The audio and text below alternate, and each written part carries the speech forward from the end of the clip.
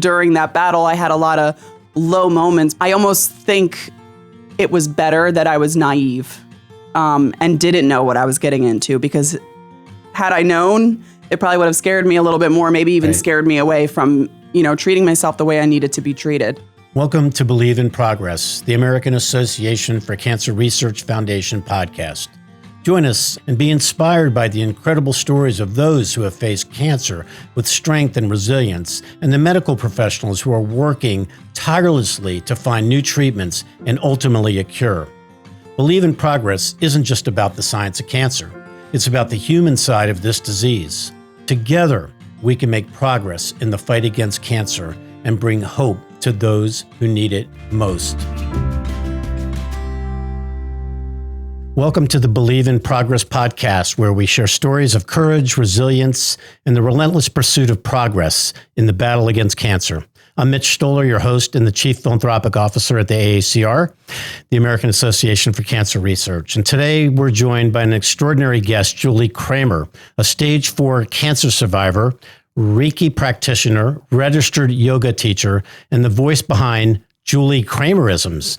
Julie's journey from a diagnosis of synovial sarcoma to becoming a beacon of hope and laughter for those facing cancer is nothing short of inspiring.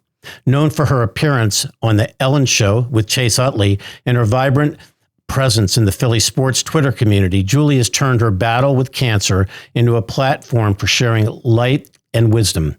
Join us as we delve into Julie's story, exploring the power of hope, the strength found in community, and the impact of embracing a holistic approach to healing and living after cancer. Julie, can't tell you how excited we are to have you here today. Welcome to Believe in Progress. Thank you so much for having me. That was quite an intro. Very good. Thank you. No, it is an honor to be here. I really appreciate you guys reaching out to me. And it's a fun experience. And this view is amazing. I haven't seen this view in Philadelphia before, so this is definitely nothing very like nice. Philadelphia, right? You know that. Exactly. So tell us a little bit about your diagnosis of synovial sarcoma, when that happened, and I guess what kind of experiences you went through with that. Mm-hmm. Yeah, it's a long process, and if anyone that's been there knows that it could be a long process. So it actually started 5 months prior. I was in a pretty bad car accident in October of 2013. And, I totaled my car, everything like that. It wasn't my fault. I was being good. And, I was being very good with, wearing my seatbelt and walking away from that accident, which was a miracle in itself. I just had really bad trauma to the chest from the seatbelt, bruising, a little bit of bleeding, things like that. But it wasn't, I got x-rays after the car accident. Everything looked good. And we were good to go, so I thought. So, I go about my life. And ever since then, I had pretty bad back pain. Now, I kind of just assumed I'm a tall individual, played sports my whole life. It's probably just that. I didn't think anything too much of it. And it did, I noticed, slowly progress into a little more pain as the months went on. And we can fast forward to March of 2014. I ran the Phillies 5K. Okay. I'm not a runner. So, when I was a little winded after the race, I just assumed, running's not my thing. I wanted to do it to support the Phillies, get those tickets, share that memory with the family, right? And then that night I'm getting ready for bed and I go to lay down and I cannot breathe when I lay down on my back. And I lean forward and the breathing's perfectly normal. So I'm, going back and forth, seeing what the issue is. And at the time, my parents were divorced. At the time, I lived with my dad, but my mom is, she's the go-getter caretaker type. Right. So I call her. Mm-hmm. My dad's sleeping. So I'm like, Mom, this is what's going on. She's like, okay, we're going to go to the hospital right now, get it checked out. So we do. I have no history of cancer in my family whatsoever. I know nothing about it. I was very naive to, what is involved in a cancer diagnosis. In the immediate family or nothing like that. All right. Or none at the time that I knew. So, we go to the ER and they run an X-ray and they find this mass in my chest. And I didn't know what that meant. I thought I could just take a pill and it can go away. I was like, all right, antibiotics, sure. Right, I had no idea. And so they admitted me and they started, running more tests. I think they did, a CT scan, an MRI, things like that to try to, figure out what we're dealing with here. And then they go with the biopsy. At the time I was at Virtua in Voorhees. So, not a specialist for this type of cancer. That was just the closest hospital. And I remember not hearing the C word up until this point. And a doctor that I saw for the first time came into my room. I think he was just like the on-call doctor at that time. And he walks into the room and he says something along the lines of, we're not sure what type of cancer it is, but it's either thymoma, teratoma, lymphoma, or sarcoma. And I remind you, I haven't heard the C word up until that point. Right. So I had no idea it was cancer. And, in the movies, you see everything goes blurry. Right. You're not listening. And it was truly like that moment. And I kind of just went numb. I'm in the bed and I just break down. I have my parents on each side of me. They break down. And, I'm crying for like a solid minute or two. And then I'm just like, okay, what does this mean? Because now it sounds like we got to get to work. We got to figure out what this is. So my mom unkindly sends that doctor out the room. And we have a different oncologist that we were, I guess maybe that looked at the pathology report, sends a new doctor in. He talks to us, kind of gives us a rundown, and he's very transparent. He says, we think that this is what it is. We are not sure. And, basically, if you want to treat this well, you have to go to a specialist doctor. He did say that it was a 20 centimeter wide tumor in my chest, which was about the size of a watermelon, and that I had 3 months to live. Oh my goodness. So you're getting hit with this all at once, all at 23 years old. Oh my goodness. 10 days after my birthday. And, it kind of, I don't know if it ever truly hit me. I mean, of course, during that battle, I had a lot of low moments, but I'm not sure. I almost think it was better that I was naive and didn't know what I was getting into, because had I known, it probably would have scared me a little bit more, maybe even scared me away from, treating myself the way I needed to be treated. So, we transferred the pathology reports to Penn, City of Brotherly Love. And I met with a surgeon there to hope that we can, get the tumor removed, because, with synovial sarcoma, you almost always need surgery. And it was stage 4, and they diagnosed it as synovial sarcoma. And I started treatment in the middle of April. So about like a whole month process from diagnosis, up until all the testing, all the doctor's visits. They were not able to operate on the tumor because it was too large to operate on. So I needed to start with chemotherapy. So I met with that department and I started getting chemotherapy at the Abramson Cancer Center. And I was doing adriamycin and ifosfamide and Mesna.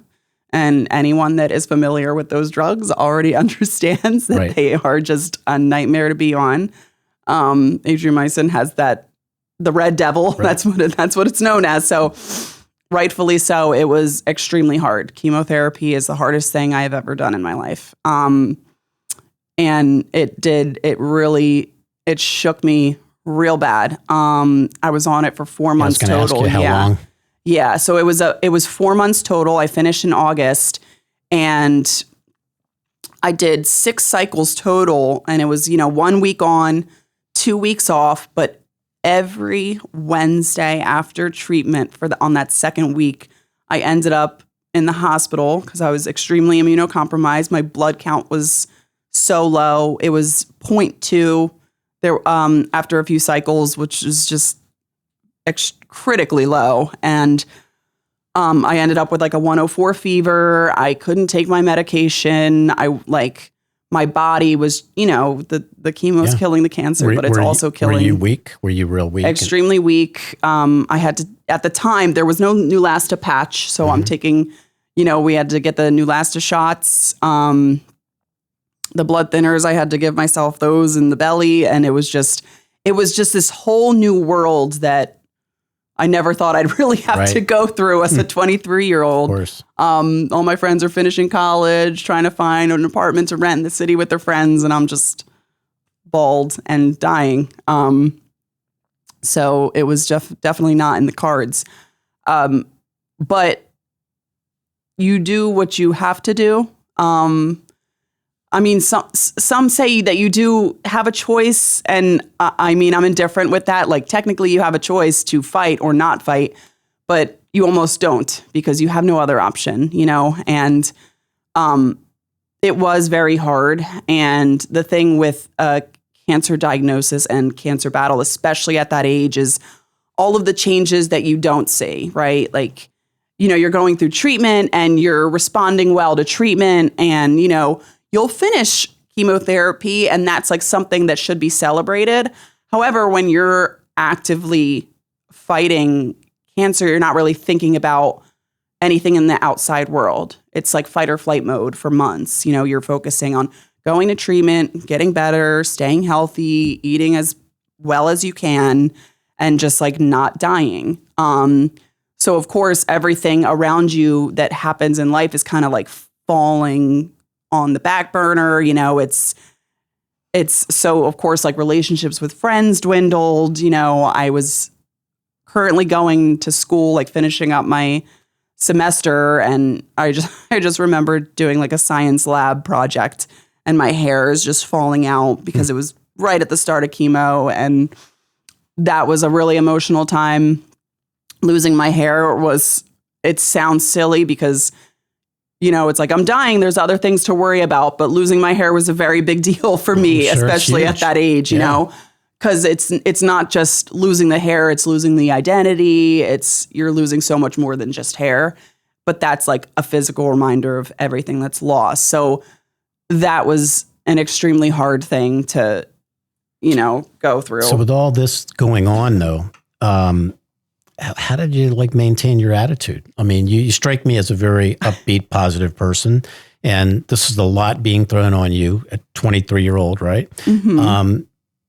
Tell us a little bit about your attitude, like just dealing with all this stuff. It's hard to explain. I've always been a pretty outgoing individual. I feel like I learned a lot of who I am from playing sports growing up. What sports, by the way? Softball. I dabbled in a lot. I like a little bit of field hockey, a little bit of basketball, but I stayed consistent with softball. I love baseball. And what position, by the way? First base and catcher. Okay. Mm-hmm. All right. And I feel like the grittiness of the game kind of taught me to just hustle. Mm-hmm. Yeah. I learned a lot of that from my dad. My parents were my coach growing up. So they kind of instilled that mindset. And I also feel like maybe I just had it. My mom is the same way. I feel like I'm a lot like my mom in a lot of ways. So I think I've just been lucky enough to have them kind of instill that mindset in me. And then it kind of just stayed. And I almost felt like I was taking, this cancer battle like a game of softball and treating it like a sport. Like competition almost, right? Right. And so, of course, we like challenges. And I was up against the biggest one I'd ever be in my life. And, I was like, it doesn't get any harder than stage 4 cancer. I already was given 3 months to live. I really have nothing else to lose because I'm actively losing, days. So I was like, how would this help? How can I get a little more motivated? And this does not work for everybody. And I don't recommend it to people when they ask me, how did you stay focused and positive? And I would Google everything about my diagnosis, like obsessively till 4 a.m. I would Google the prognosis. I would Google how rare it is. It's extremely rare. It's like 0.4% rare, just the exact criteria of the cancer. And, my prognosis was non-existent. I tried to find stories of people that have survived this very specific case I was dealing with, and I don't think I found one. And that weirdly motivated me because, I don't know, I wasn't afraid to die. And I know that sounds heavy, but cancer is heavy. And it was this weird motivation that I was feeling by obsessing over how crazy it was that I had something like this. Like it was so unbelievable, where it was almost empowering. And of course, it was not always positive.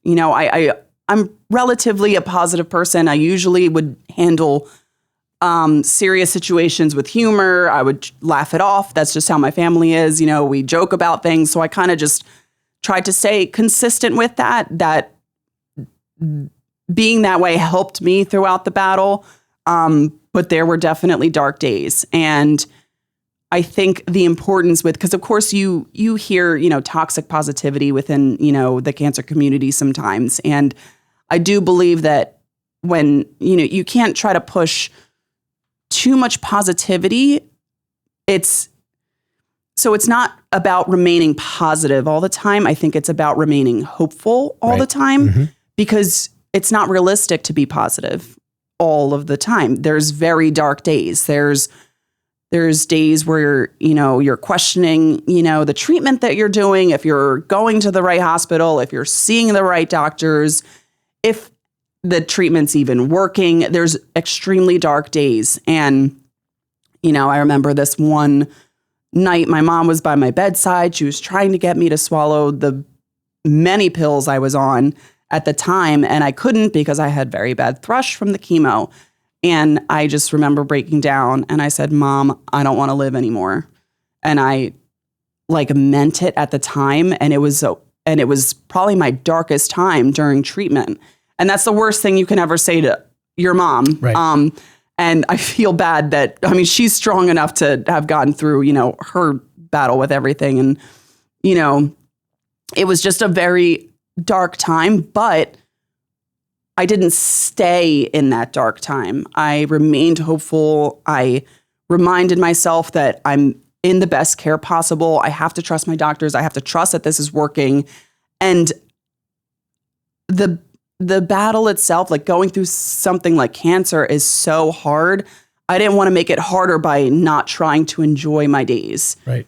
I knew I was limited and I didn't need to do anything miraculous. People were like, what are you going to do if you find out today's your last day? I'm going to go skydiving. No, I just wanted to be happy and present with my loved ones. So I was trying to live my days with quality time, quality, presence around me. And I think that allows us to not have so much pressure on getting so many things done in a day in our lives, because we know that life is short. It's just about enjoying those simple days. Yes. Enjoying the time that we have. And so I just tried to do that. Yeah. I was like, well, if I'm given 3 months, that's not a lot of time with my family. Right. I'm not going to make it any worse. It's already bad. And it's tough when you're going through chemo and, it's killing your body and the cancer. So there was a lot of times I had low energy and a lot of times I had to say no to things, but there were also a lot of things I was able to say yes to and still have experiences when I had the energy. Mm-hmm. And so I'm very thankful for, the times that I did have when I was sick. Julie, was so obviously mom and dad were an important support system. Were there others that were part of your support system as well? Because you did mention that friends, sometimes it dwindled off a little bit because of kind of where people's age was at that time. But talk to us a little bit about that. So yeah, it's weird because my life has changed so much from the time that I was sick to now, and the people that have come and gone in my life. My family was very consistently always supportive. Again, I say, my parents were divorced. This brought my family so much closer. My parents, they were shaving my head together. There was no, there was nothing negative. It really, because, my parents had to communicate with, treatments and things like that. So I think it brought my family closer in a sense. Yeah. And it also, it taught us to show more appreciation of one another, like. Of course. My dad came like very tough love and, we wouldn't really say I love you on the phone. And we started to when I was 6, so little things like that. And I have 2 older sisters and they were extremely supportive as well. And it was nice to have them because if like with my family, it felt normal. It felt like I wasn't sick. And with some of my friends, they kind of fell back because I don't think they knew how to handle it. And I know there's a lot of discussion with this, when sometimes people say, others can make it about them when you're the one that's fighting. But I understand because cancer is really hard to deal with. So if a friend doesn't know how to handle it, it was really hard at first, but I forgave them because I can't blame them for not knowing how to be there. I didn't even know I didn't know what was going on, right. And so there were like a few friends where it kind of like dwindled down and it was really hard at first, but I ended up, once everything was, when treatment kind of subsided and I met with them again and had a good talk and was like, this really upset me, but it was nice to bring it out into the open. And I understood and forgave them for not knowing because it was a lot. And people just don't know how to be there. People still don't know how to be there. And that's okay. I guess it's our job as a cancer community to try to advocate for ourselves and give advice on what works, Because this cancer at your age kind of is classified as a young adult cancer. And, that is still a cohort of people that are not quite as understood as they should be. For sure. With treatments and we're doing a lot in that area in the research area, but you probably had to navigate that. I'm sure. It was, and it was very hard. And I would say, and of course I had, there were still friends there in my life that were very supportive. And I thank everyone, whether they are in my life then and now they're not, everyone like played a part. And I appreciate everyone for how they were in my life, the way they were, when they were. Typically when people ask me like, what really helped you during the hardest times, I would say finding your person.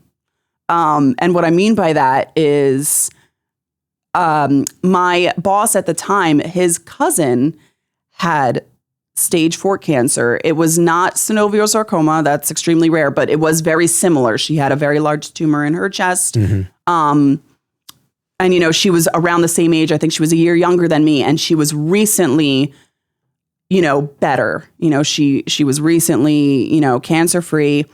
So we exchanged numbers and she was my guiding light through treatment.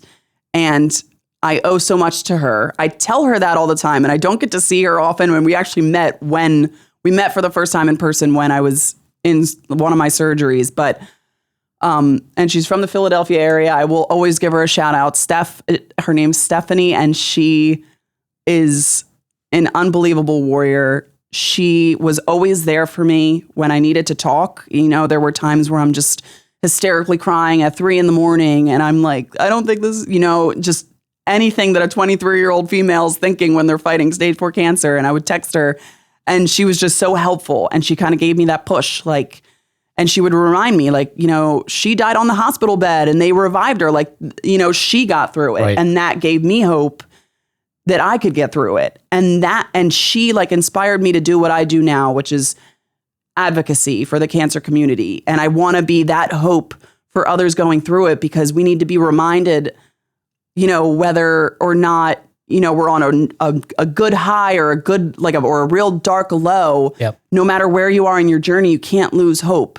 And I always try to remind myself of that. Still, I need to, and to remind others, you don't need to be positive. You don't have to try to put the pressure on yourself to enjoy every moment of your cancer battle. It's not something that's enjoyable. It's just about remaining hopeful that you can get through it. Yeah, I love that. I love that philosophy because, even just in everyday life, being positive all the time, which we'd like to do, but you can always be hopeful, right? Right. Exactly. So talk a little bit about your advocacy. Like, give me some examples of what you do and, how you're advocating, I guess, for the community at large, but even for individuals. Right. So again, just how helpful she was, I realized that there's a lot of, and that's the great thing about social media, is we have that opportunity to reach such a large audience from people all over the world. And I realized that a lot of people don't have that, especially with synovial sarcoma. It's something that's so extremely rare. It's hard to find someone that has that in common with you. And I kind of just, when I was sick, I would share a little bit of my journey with what I was comfortable with. When I was in active treatment, it was a little bit hard to stay, consistent with social media. And I would kind of just, post that I'm in the hospital again. Like, what platforms were you using? Instagram mainly. Okay. Facebook was more so just like kind of updating friends and family. Yep. I didn't use Twitter too much for, cancer advocacy. That's just more my sports talk for Philadelphia. Mm-hmm. But it's mainly Instagram, just because I think it's easy and better to show, people the realness and the rawness that cancer can bring. And I really tried to not, I really try to stay authentic. And I feel like my following could probably be greater than what it is, but I'm very authentic in what I post. I try to be as honest as possible, very transparent and very real. And I know it's appreciated, and people need to see that. And I'll put a warning like, hey, this is some graphic stuff I'm about to post, so don't swipe if you're not, open and ready to view it. But people need to see that cancer is not this like beautiful, glamorous thing that sometimes it's shown in like a commercial or something like that. Like, and that's what I love about the cancer community is like, we're all kind of advocating for ourselves and one another. It's like a teamwork kind of thing. And I've made a lot of friends within the cancer community, and it's nice. And especially, like young adolescent cancer, that community is very heavy on Instagram. And it's nice that everyone kind of like bounces off one another, shares, their point of view, and we all kind of work together to help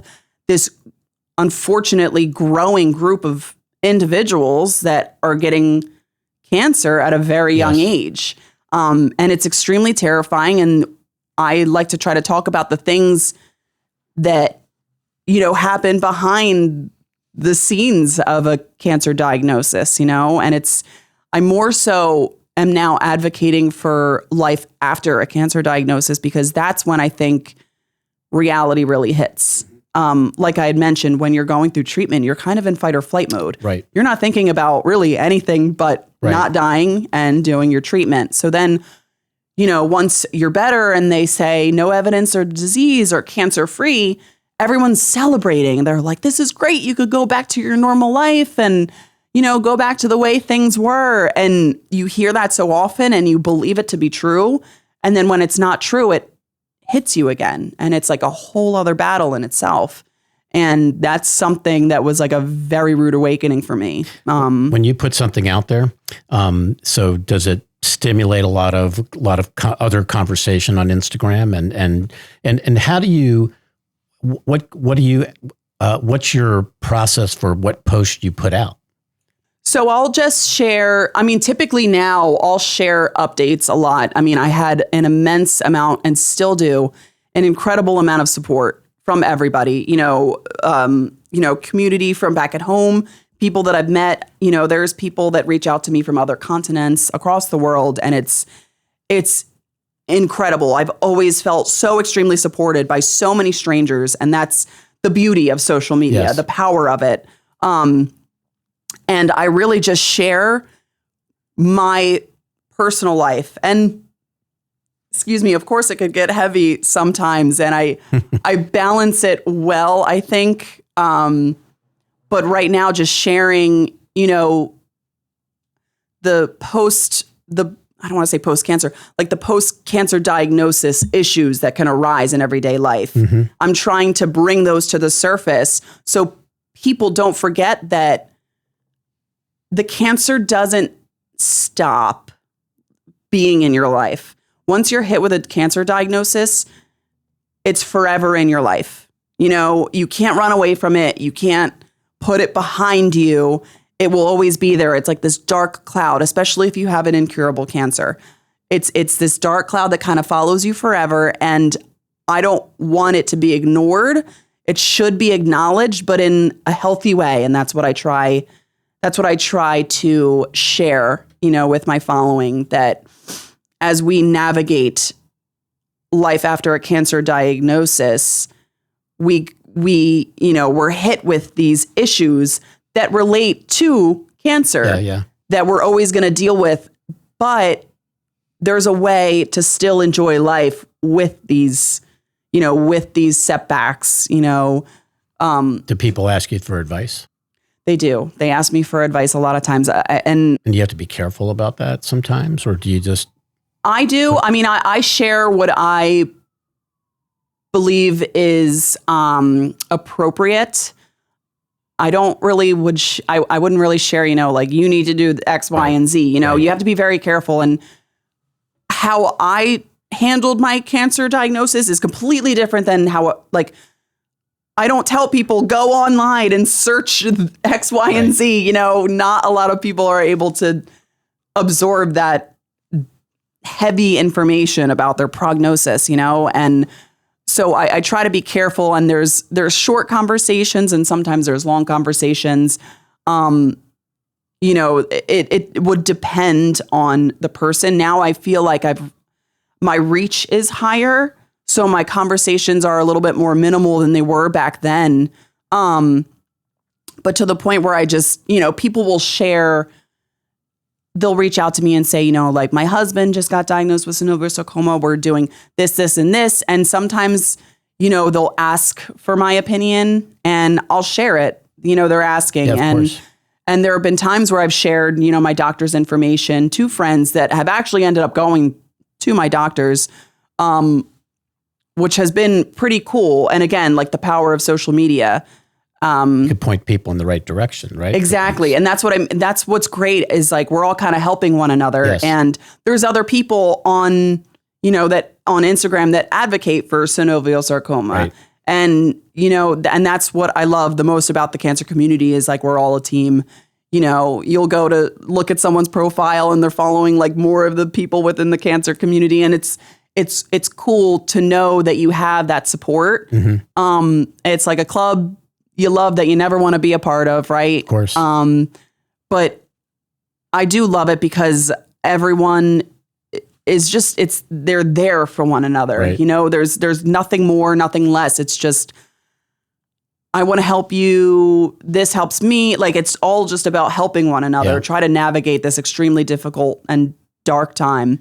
Tell us about, I'm real interested to learn about Kramerisms. Oh, Can you tell me about that and maybe cite a couple Kramerisms for our audience, please, and for me. So I might have to look them up. Oh my goodness, okay. I don't have them in my head. So the name Kramerisms actually came up because I was trying to find, of course, a title for my webpage, and there's an inside joke with my sisters and my cousins and my dad. My dad is a contractor, and we would work with him when we were younger on the job site. So we're like laying brick, you know. He put us girls to work. Okay. And so so I'm working with my cousins, and our dads are just very dry humor. Like, so my uncle, you know, my dad's brother was also a contractor. So we're all on the job site together, having a good time, as fun as contracting can be for 10 hours a day. And you know, the things that my dad and uncle would say are just so witty, very dry humor, like sarcastic jabs, you know, and that's where the name Kramerisms came from, because they would say these ridiculous things and we would say, oh, that's a Bruce Kramerism. That's a Steve Kramerism. And that's how we got that name. And then for my site, like Kramerisms are kind of just like little things that we think of in our head and then we'll say. And that's really what I wanted my blog and my page to be, just things that kind of pop in my mind. I mean, if I showed you guys like my notes app on my phone, it's just like, it's basically my journal. It's little things that pop in my head throughout the day. And I'm like, oh, I got to write this down. But it's just things that I think are important that, again, like I'll think of it while I'm driving and I'll want to jot it down at a red light. But like, it's just things that come to mind that I think are right. I know. I know. So you have a blog and so, Kramerisms are on the blog. There would be some Kramerisms on the blog. So that's just the name of the blog itself, yes. like the web page. Yes. And I explained what like Kramerisms is, and it's basically it was supposed to be more. I actually haven't posted on my blog in a very long time because life and time and just mentally getting in my head still with a lot of things. But it was really just like Kramerisms meant like a place where I'm just expressing myself. So my one and only blog post at the time was about, the quarantine of cancer. I related it to, quarantining from when we had, COVID and things like that. And that's what I wrote about. And I kind of compared the two and how it could be in relation to, like a battling cancer, like the feeling of being isolated, not talking it because we were all like, cooped up in our houses. So, so that's what I wrote about, and kind of like the darker side of, a cancer battle that people like might not see. Because isolation is such a huge thing that people go through when they feel it. You don't really relate to anybody. Right. You feel alone in this kinda darkness, lonely. Extremely lonely. Especially when, like if something's going on in your life and you want to share it with someone, you're most likely sharing it with, a spouse or your family. And, when those people can't relate to you, I can't complain to my mom about chemo when she doesn't get it. Right. And it's hard. You feel very isolated in a world that even if you have a lot of support in, and unfortunately there's so many people out there that don't have support, which again circles back to why I try to advocate and why I love the cancer community is that we're all kind of advocating for one another because we understand how dark it can be and how lonely it can be and how important it is for, people to have someone there to, talk to, reach out to, relate to. It's very important. Very important. Yeah. Julie, I was reading about like you take a holistic approach to some things like fitness, and I don't know if I'm pronouncing this right, but is it Reiki? Reiki and yoga. Could you just talk to me a little bit about those approaches, and are you still doing both those things? A little bit. So it's more of a personal thing, and that's actually something very interesting. When I did Reiki certification years back, and then yoga years back, and I've only done it on a personal level. Like I've done Reiki with friends and family. I haven't practiced yoga really much at all. My intent when I got my certification was to become a yoga teacher, right? And taking that holistic approach more specifically for cancer patients. And when I went through my certification process and I did the classes, it was this extreme awakening that I was not, I had the intention of becoming a teacher. Yes. And that time was around 2018. And I would say that was probably it was a very difficult time for me mentally. And it's funny because that wasn't that long ago, but it's so far from, when I had my cancer diagnosis. So it just goes to show like how much of a roller coaster cancer can still bring in one's life. Right. So a lot of things came to the surface when I was, completing my certification. And it was more of this extreme awakening for me and things I wanted to accomplish. And it kind of allowed me to tune into who I am as a person and be able to be a lot more vulnerable in my everyday life, which I never was. Again, like my family's jokesters, like we made everything a joke. Nothing was ever serious. So I never, and I never really had that vulnerability. I didn't really have any vulnerability during my cancer, battle. Like during active treatment, it was kind of just, same rough, tough, get it done. And so it hasn't been until more recently in life that I was able to really turn and find that vulnerable side of me. And I'm such a crybaby. I mean, anyone will tell you who to go to for sad Spotify playlists, and they'll You're the one, be sent right in my direction. But it's a good thing because it has allowed me to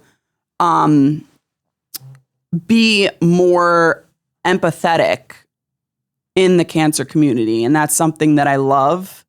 And it's weird because I don't want to say I'm not.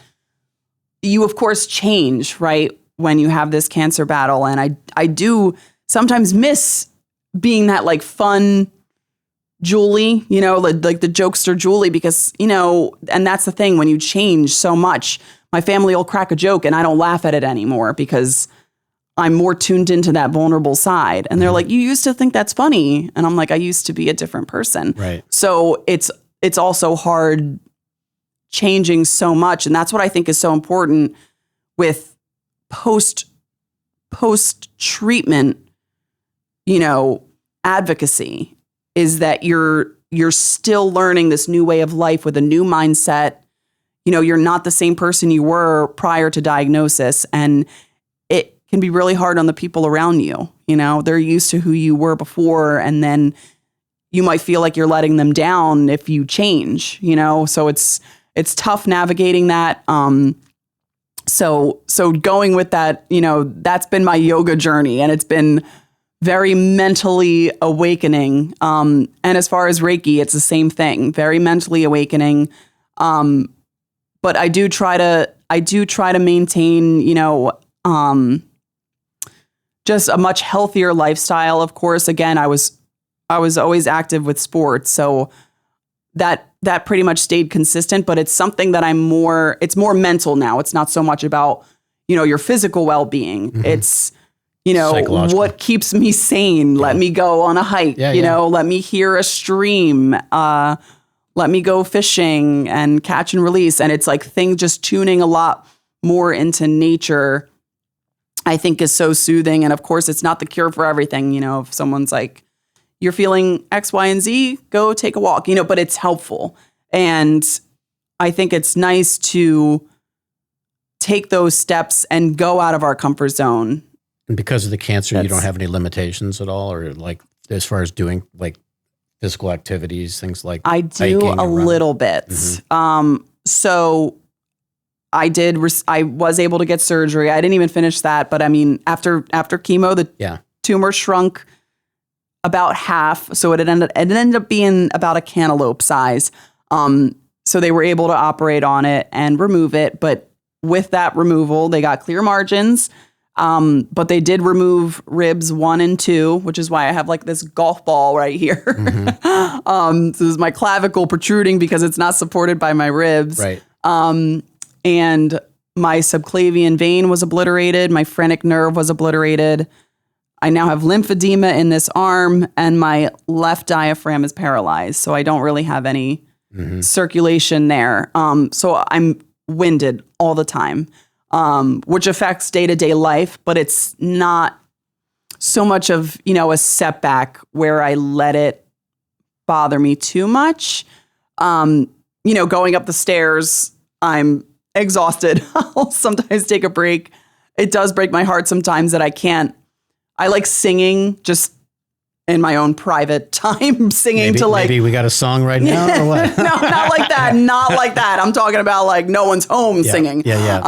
But I like singing to my son, and I lose my breath very easily with that. And it's things like that remind me, like, it's a little sad that I can't sing to him the way I want to sing to him. But the fact that I even have him in my arms and I'm able to sing to him is... Let's talk about that miracle guy, right? So, well, tell me why is it a miracle? I think I kind of get it, but you tell me. Yeah. So actually it all started within the process of beginning chemotherapy.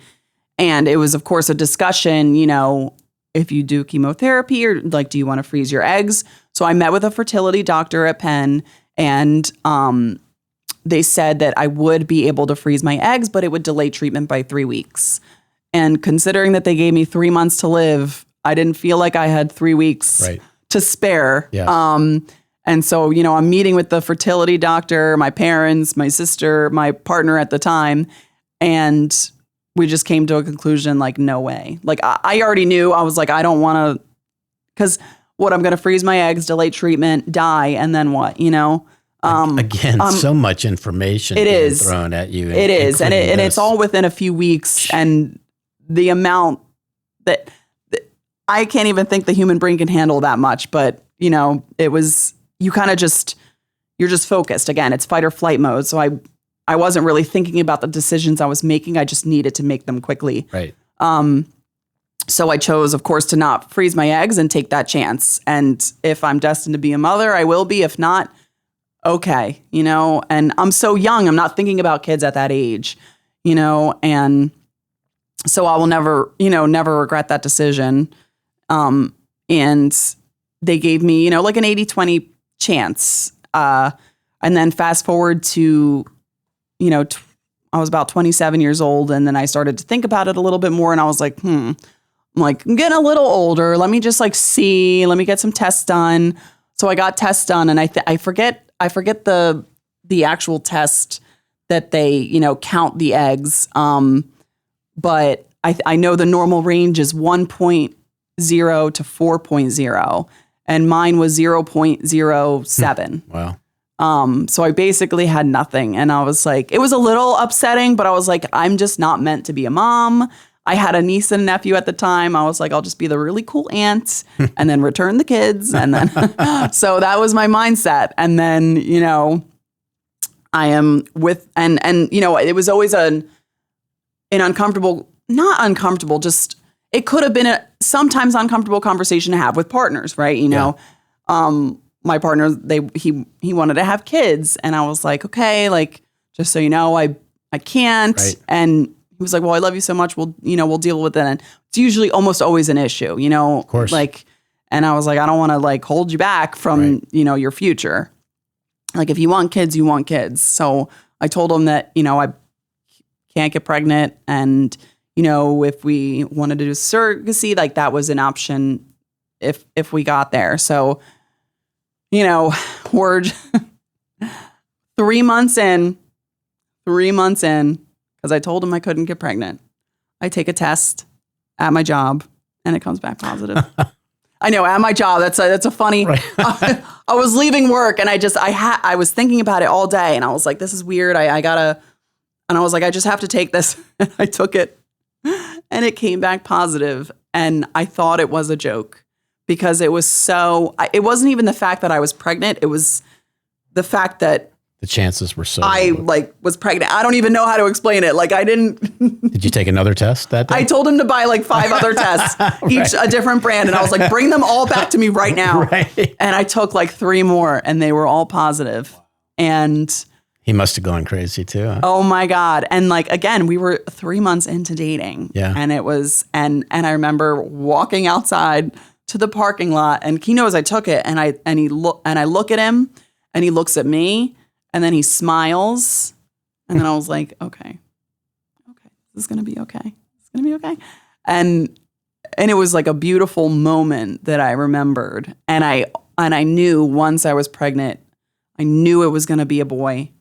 Really? I knew I was gonna have a boy. I think I'm meant to be a boy mom. I don't know.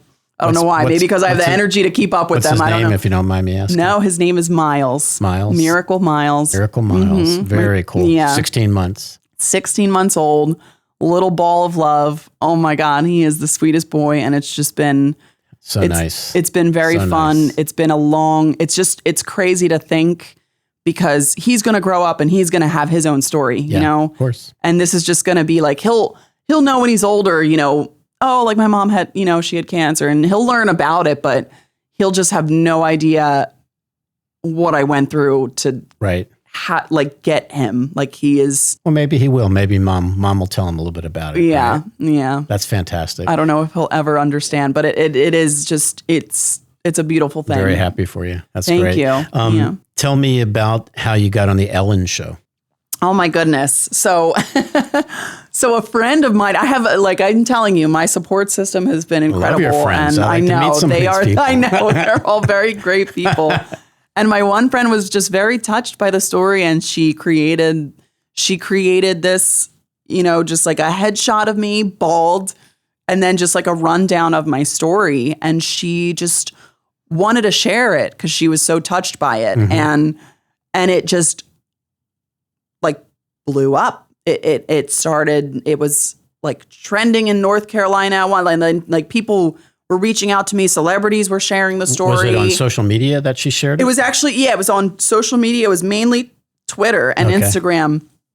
And like I woke up one day and people are texting me like, oh, you're trending. Like, and it was just, it was beautiful because it was a very nice, what people started to reach out to me. And that's when I started to learn more about the impact I could make on social media, because people were reaching out to me like, oh, I had synovial sarcoma, and then I loved that. I loved connecting with other people that had it. Right. And they loved connecting with me. And I was like, wait, this is like really cool. Again, like not something you ever wanted to have in common with somebody, but it's nice to connect. And it started to just blow up even more.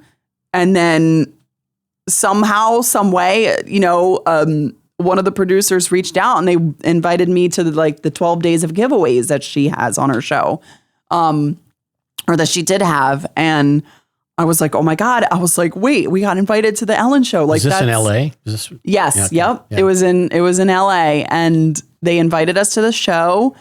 In the audience, I had no idea I was going on stage. Okay, so you're just actually in the audience. I was in the audience. Okay. I was in the audience, and we were just like invited to be guests.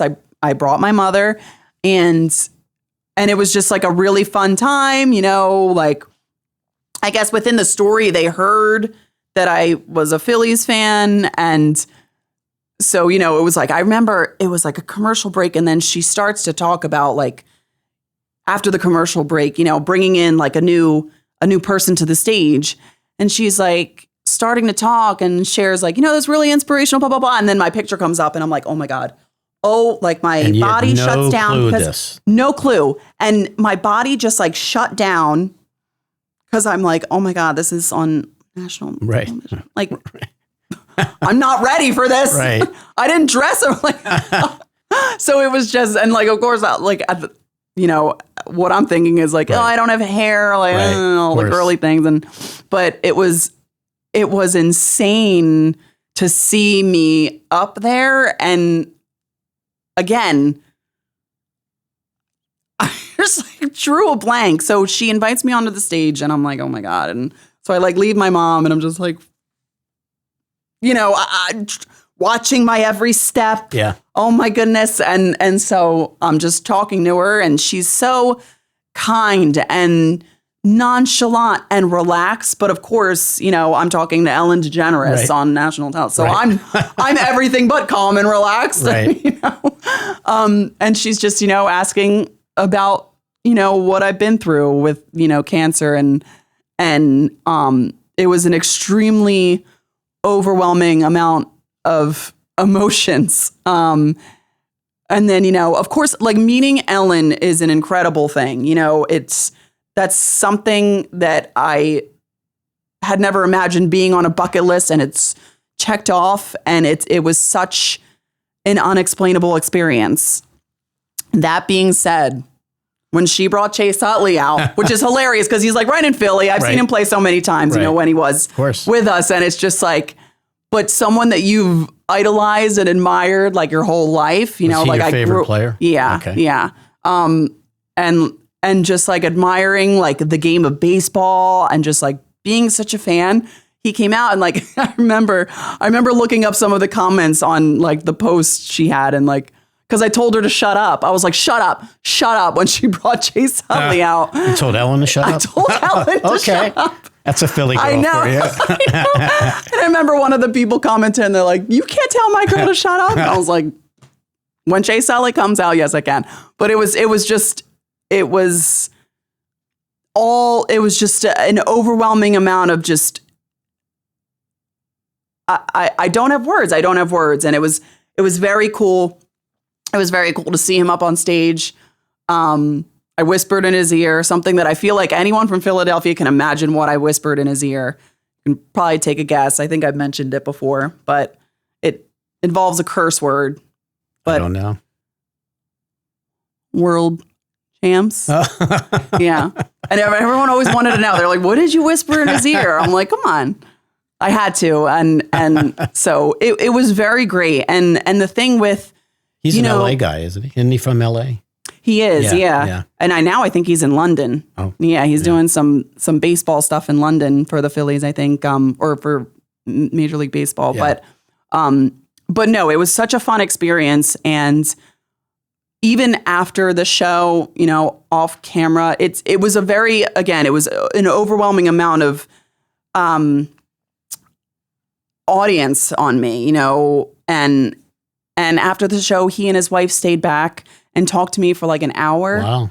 Yeah. So they like stuck around, and I had a really good conversation with them. They could have just bounced. Right. And that was really awesome. Like they took the time. Very yeah. special. And that was a very big deal. And I think one of the producers told me, oh my God, usually people just like, kind of leave. They're on to their next thing. Right. So that meant so much to me. Him and his wife, Jennifer, like they were wonderful. And, behind the scenes, everything really was great. And that's cool. It was a nice feeling because, of course, if you're idolizing someone your whole life, you go and meet them, and then it sometimes isn't what you expect, and you can get a little let down. No, it was even better than I imagined it, and that's great. It was so awesome for Ellen to do that, and for the Phillies to do that, and I mean, I'm a Philly fan for life now, especially. And do you you actually do like social media for sports, like Philly sports? So I mean, are you or no? So that is something that I did want to do for a little bit, which is why I ended up going back to school and just getting a degree just so I can dabble in something like that. And I did a little bit, and of course, like my thing was I didn't want it to feel like work. I didn't want to include work with pleasure and have it ruin it for me. If that makes sense. I wanted to just enjoy the game of baseball without trying to make it more and push myself more. I love my involvement with the Philly sports on Twitter. I love just like sharing my opinion on that, and just like my timeline on who I follow is just all very sports-minded people from Philadelphia, and it's a very fun discussions on Twitter. From when I do have the very active, everyone's giving a play-by-play. I'm sure. But it definitely makes it fun, and again, it's a completely different community that I have on Instagram. Like Instagram's like strictly cancer advocacy, and then my Twitter is just like Philly sports. Let's talk the talk. I told you I have 2 grandsons, and last summer I took them to their very first Phillies game. And for me, it was like just what an unbelievable experience it was. And we have a great picture of me and the boys. I bought them all Phillies hats. The 3 of us, 4 of us had Phillies hats. And it was the coolest thing. It was just so much fun. And, baseball is a great sport to rally your family around. It is. I love the sport. It's because it's a whole experience. And I know that, some people, it's not their cup of tea. And especially going from like hockey season to baseball season, it's like a whole 180. Yep. And, people like the, fast paced hockey. I love how relaxed baseball is. I love it's in summertime. It's usually a beautiful day. Yep. And I think there's so much skill in the game of baseball that teaches you so much about life, in my opinion. It's different than any other sport, and I love it. It's something that you do as a team, but it's also very individual. Absolutely. Like you're up at the plate by yourself. No one else is helping you hit. But and ball's coming in 100 miles an hour, exactly, or whatever it might be. Yeah. You talked about dealing with the issues of cancer, and I was thinking about my experiences with sports and how they help shape my thinking and help me learn how to deal with people and mentor people and all that. And it sounds to me like sports also had a very strong influence in you and help you battle with your cancer as well. Yeah. For sure it did. And it mostly even helped me, like I said, like create that mindset of fighting. Especially with baseball. I remember I had a one softball game in high school.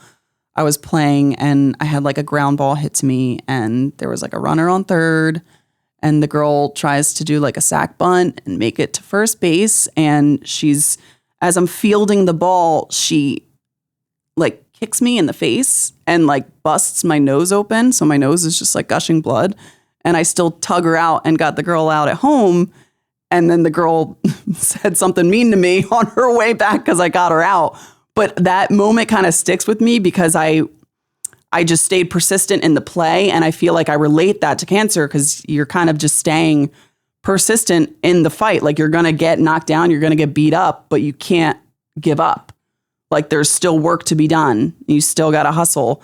And that's kind of like how I took my cancer like a game of softball pretty much. And yeah, it needed to be treated in a tough way because it's tough. Yeah. It's stage 4. Yeah. It wasn't on my side. Well, Julie, you've got an amazing story and more importantly, you're giving back and you're making an impact out there in the world actually. Mm-hmm. And, I feel like I've known you for a long time other than just the last hour or so. I can't thank you enough for coming here and telling us your story. And in our show notes, where people will know how to get to you and get to the website and even follow you on social media as well. But on behalf of all my colleagues at AACR, we really thank you so much for being such a great advocate out there. That's awesome. Thank you so much. And thank you so much for having me. It's been an amazing discussion. I never get tired of talking about it, sadly enough, but it can get hard, but it's doing good. It's giving back to the community. So that's what I remind myself on. And so what I'll take from our discussion, a lot of things, but the word hope is also going to stick with me. And I love that. So that's an awesome message to throw out there. It is. So thanks so much. Thanks for coming. Of course. Thank you so much. Thank you. As we wrap up this incredibly inspiring episode, I want to extend a heartfelt thank you to Julie Kramer for sharing her incredible journey with us on the Believe in Progress podcast. Julie's story is a profound reminder of the resilience of the human spirit and the transformative power of hope, humor, and holistic healing in the face of cancer. Through her Julie Kramerisms, Julie has created a sanctuary for anyone looking to find a little light in their darkest days, proving that growth and healing are possible even on the most challenging roads. To our listeners, thank you for tuning in and being a part of this meaningful conversation. Your support helps us continue to highlight stories that inspire and drive progress in cancer research and patient care. For more information about Julie's work and how you can connect with her community, please check out our show notes. Remember, no matter the obstacles you face, there's always a spark of hope and the possibility of progress. Stay tuned for more episodes that celebrate the courage, innovation, and perseverance of those making a difference in the fight against cancer. Thank you for listening to the Believe in Progress podcast. And until next time, keep believing in progress and the difference we can make together. And once again, thank you to our listeners, supporters, and donors. And remember, your support drives the progress against cancer. Please consider subscribing to our podcast, sharing this episode with a friend, and heading over to our website, aacr.org, to consider making a donation. When you donate to the American Association for Cancer Research, your investment in life-saving research propels the important work of the more than 58,000 members of the AACR in driving progress against cancer. You can support life-saving cancer research with any donation you make today. Thank you for listening to Believe in Progress, the AACR Foundation podcast. This podcast is produced by CollegeCast LLC. Please visit www.collegecastpodcast.com for more information. And don't forget, cancer research saves lives.